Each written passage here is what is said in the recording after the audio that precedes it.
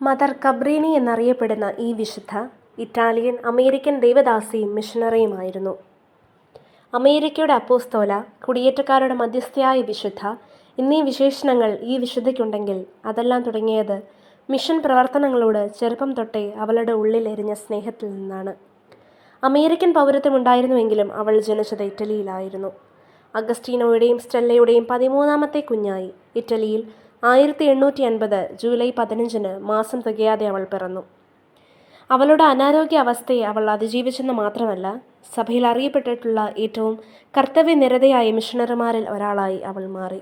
24ാമത്തെ വയസ്സിൽ സന്യാസ ജീവിതം സ്വീകരിച്ചു. സേക്രഡ് ഹാർട്ട് ഓഫ് ജീസസിൻ്റെ മിഷണറി സിസ്റ്റേഴ്സ് എന്ന സന്യാസിനി സഭ സ്ഥാപിക്കുകയും അതിൻ്റെ നേതൃത്വത്തിൽ കുടിയേറ്റക്കാർക്കും അഭയാർത്ഥികൾക്കും വേണ്ടി നിരവധി സേവന പ്രവർത്തനങ്ങൾ നടത്തുകയും ചെയ്തു.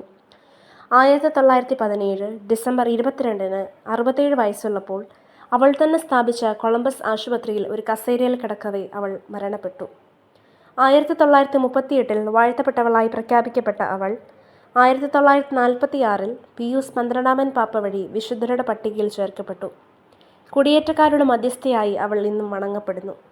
ഈ വിശുദ്ധയുടെ മാധ്യസ്ഥം യാചിച്ച് നമുക്കും പ്രാർത്ഥിക്കാം.